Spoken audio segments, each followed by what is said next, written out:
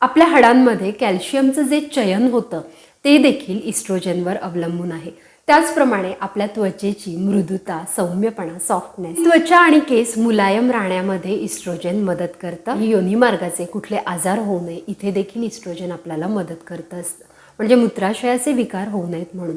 बऱ्याचदा काय होतं, आपल्या योनीभागी बराच कोरडेपणा जाणवतो, हे देखील इस्ट्रोजन कमी असण्याचं लक्षण आहे। ज्या वेळेला पेरिमेनोपॉजमध्ये आपल्याला या समस्या जाणवतात त्यावेळेला इस्ट्रोजनचे क्रीम आपल्याला डॉक्टर तिथे लावायला देतात, आतल्या अंगामध्ये लावायला देतात। एकूणच काय तर इस्ट्रोजन हे एक संरक्षक छत्र आहे आणि इस्ट्रोजन की जय बोलो असं म्हणू शकतो आपण, किंवा इस्ट्रोजन इज द बॉस असं म्हणू शकतो। परंतु मैत्रिणींनो, इस्ट्रोजन कमी झालं म्हणून सगळं संपलं का, अपसप खतम असं झालंय का? तर सुदैवाने तसं नाहीये। आपण दुसरी संरक्षक छत्री रेडी ठेवू शकतो ना, तर ती कशी, याचं उत्तर दडलेलं आहे आपल्या आहारामध्ये, व्यायामामध्ये।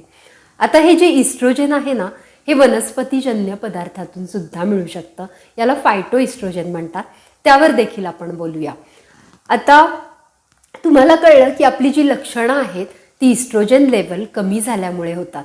मग आता इस्ट्रोजन लेवल कमी होते त्यावेळेला सगळ्यात पहिल्यांदा पाळीमध्ये बदल होतात, त्यानंतर भावनिक झोके म्हणजे इमोशनल चेंजेस व्हायला लागतात।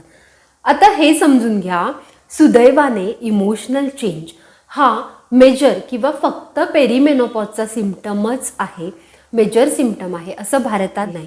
म्हणून ज्या वेळेला डिप्रेशन, नैराश्य, अस्वस्थता या फिलिंग्स येतात ना, त्यावेळेला एकदा काउन्सेलिंग घ्यायला हरकत नाही।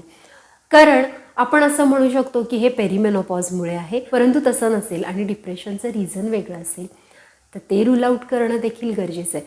म्हणून डिप्रेशन फक्त मेनोपॉजमुळे होतं, पेरिमेनोपॉजच्या सिम्पटम्सचं एक लक्षण आहे, हे ग्राह्य धरून चालू नका।